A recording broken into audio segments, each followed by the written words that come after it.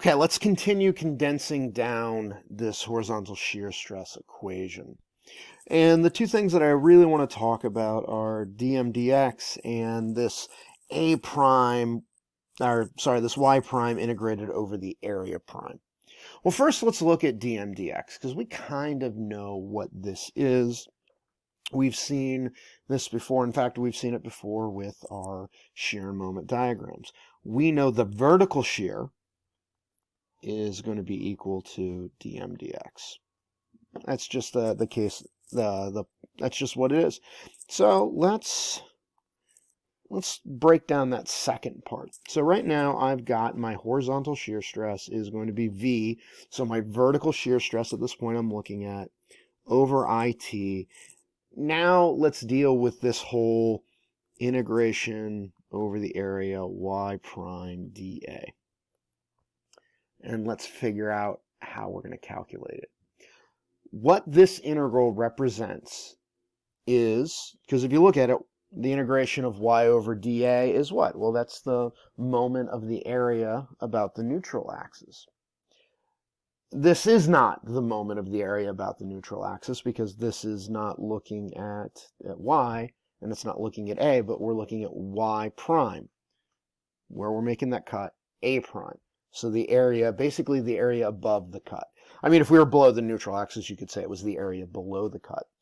So what this represents is basically the moment of inertia of all the material above or below where our horizontal shear stress is. And once again, above and below really depends on whether you're above or below the neutral axis.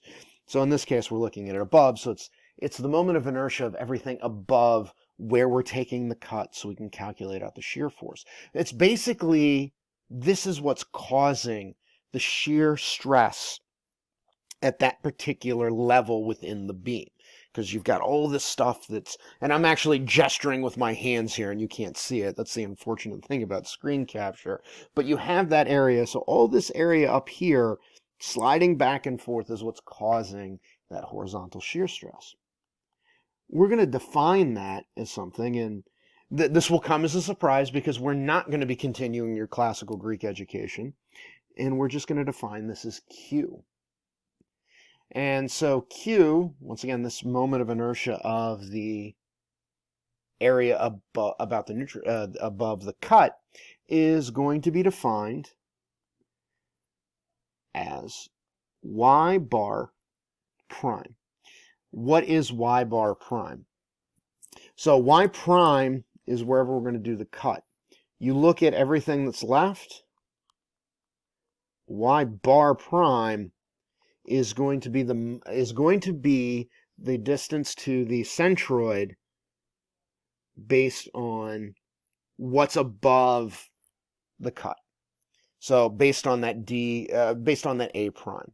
So y bar prime is going to change in relation to where y prime is.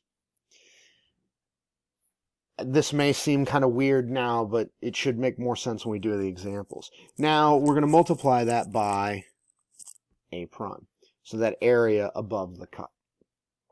And so this Q term, this one I find, especially for students, is a little bit, it's just odd because it's a weird kind of combination. But it's actually not that bad once you get into it.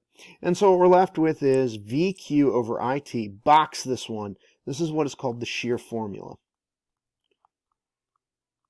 And so the shear formula is how we calculate out the horizontal shear stress in a beam. So that, once again, it's going to depend on how far away from the neutral axis you are, is going to give you what the horizontal shear stress is.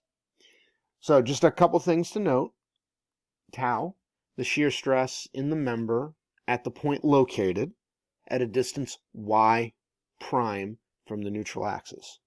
So this will, it's all based on where we're at. The stress is assumed to be constant, and therefore it's averaged across the width of the member. So this thing we said is like T into the whiteboard. So if that T is a foot, we assume that everywhere along that foot, we've got the exact same shear stress. So V is our internal resultant shear force, that vertical shear. So internal shear force, vertical. I'm writing this one out because it's important to remember that it's a different shear force. I is the moment of inertia across the entire section about the neutral axis. So I, no matter what you do, no matter what's going on, where you cut, where you're looking at the horizontal shear stress, I is still just for the entire thing. It's a geometric property. It goes over the entire thing. It doesn't matter where you cut it. T is that thickness of the beam. And Q is Y bar prime, A prime, all dealing with the cut. So these forces all cause these shear strain distributions over the cross section, which kind of causes it to warp when it's doing everything. So this is our big equation. And I want to just look at here. So what I have here is this slide is just basically everything that I've gone over. So the average shearing stress on the horizontal face of the element is obtained by dividing the shearing force of the element by the area of the face. This is from a different textbook, a different way to calculate it, but it still comes down to VQ over IT. Now, if you look at it, because Q is based on the area, so the upper and lower surfaces, if you run that Y prime all the way to the upper surface, so you're right up here, all the way at the top, there's no area above it. So there's nothing that's moving back and forth that's causing that shear stress. And so when you're all the way on the tippy top and you have no area above it, Q becomes 0. 0 is a mathematical black hole. Everything cancels out. And so that you have no horizontal shear stress at the two outside sections. In fact, as we talk about it, what you're going to see is your maximum then is going to happen at the neutral axis. And the reason for this is because that's going to maximize your Q value. Because I isn't going to change no matter where you're looking at the beam, because I is a property of the geometry of the beam. The thickness isn't going to change. The vertical shear stress isn't going to change. The only thing that can change is Q. And since Q is Y bar prime A prime, and as I said, if you look at it, there's no area above the top and the bottom, so that shear stress is going to be 0. Your shear stress, it's going to keep increasing until you get to the neutral axis, where you're going to have your maximum shear stress, because your Q is going to be maximized. Now that's very interesting, because if you think about it, what happens with our normal stress at the neutral axis?